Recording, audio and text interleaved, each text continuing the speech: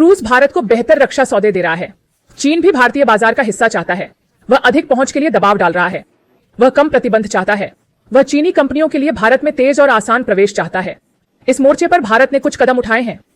अधिक चीनी FDI projects को मंजूरी मिल रही है। भारत सरकार ने एक अंतर मंत्रालयी समिति बनाई है। इसमें सभी प्रमुख सरकारी मंत्रालय शामिल हैं। ये समिति नियमित रूप से मिलती है। यह चीनी निवेश प्रस्तावों की समीक्षा करती है। यही समिति प्रोजेक्ट्स को मंजूरी देती है। रिपोर्ट्स कहती हैं कि प्रक्रिया सुव्यवस्थित हुई है। प्रस्ताव तेजी से आगे बढ़ रहे हैं। बैकलॉग कम हो गया है। अनुमोदन का समय कम हो गया है। यह गलवान के बाद के युग से बदलाव है। 2020 में भारत ने चीनी निवेशों पर कड़ी जांच की थी। वाजिब कारणों से गलवान में सीमा झड़पें हुई। चीन की बिना उकसावे की दुश्मनी ने रिश्ते बिगाड़े। इसीलिए सामान्य व्यापार संभव नहीं था। हजारों चीनी सैनिक सीमा पर भारत की संप्रभुता को चुनौती दे रहे थे और यह गतिरोध 4 साल तक चला। पिछले साल भारत और चीन दोनों ने अपने सैनिकों को वापस बुला लिया। समग्र माहौल में सुधार हुआ। इससे सामान्य व्यापार गतिविधियां फिर से शुरू हो सकीं। तो चीन ने नीतिगत बदलावों के लिए दबाव डाला। वे चाहते थे कि भारत एफडीआई के लिए निवेश नियम आसान करे। वे कम बाधाएं चाहते थे। लेकिन भारत सावधान है। इस साल अप्रैल में पीयूष गोयल ने इस बारे में बात की। वे भारत के वाणिज्य मंत्री हैं। उन्होंने कहा, भारत चीनी निवेश को बढ़ावा नहीं दे रहा है। नीति में कोई बदलाव नहीं हुआ है। सिर्फ प्रक्रिया को सुव्यवस्थित किया गया है। प्रस्तावों को अब तय समय सीमा में मंजूरी दी जा रही है। पुराने बैकलॉग कम हुए हैं। प्रक्रिया तेज और सरल हुई है। यह इससे बेहतर समय पर नहीं हो सकता था। वैश्विक आपूर्ति श्रृंखलाएं बदल रही हैं। चीनी कंपनियां विकल्प तलाश रही हैं। उन्होंने अमेरिका से निर्यात आदेशों की पुष्टि की है। चीनी कंपनियों ने आदेशों की पुष्टि की है।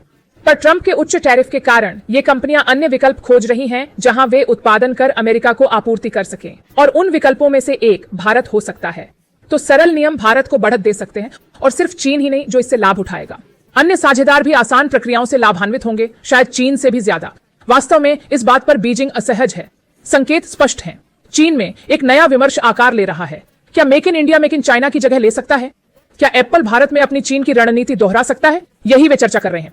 चीनी टिप्पणीकार कहते हैं कि यह संभव नहीं है। वे भारत की श्रम अशांति और विनिर्माण अंतराल का हवाला देते हैं, लेकिन यह आलोचना काफी हद तक निराधार है और कुछ टिप्पणियां स्पष्ट रूप से नस्लवादी हैं, जैसे यह करी स्वाद वाले फोन का इस्तेमाल कौन करेगा। ऐसी टिप्पणियां चीन को बेनकाब करती हैं। यह सिर्फ आर्थिक चिंता नहीं है, यह बाजार विश्लेषण के रूप में छिपा नस्लवाद है। मूल रूप से चीन 2 चीजें चाहता है। वे भारत के बाजार और उसके नैरेटिव पर एकाधिकार चाहते हैं, लेकिन दोनों एक साथ संभव नहीं।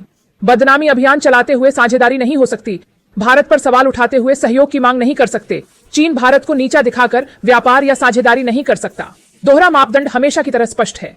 इसीलिए भारत सावधानी से आगे बढ़ रहा है। चीन के प्रति प्रतिक्रिया भावनात्मक नहीं है, यह व्यावहारिक है। भारत न तो बीजिंग से जल्दबाजी कर रहा है, न ही दरवाजा बंद। वह बस पर्याप्त खिड़की खोल रहा है। राष्ट्रीय हित और सुरक्षा को ध्यान में रखते हुए निवेश की अनुमति दे रहा है।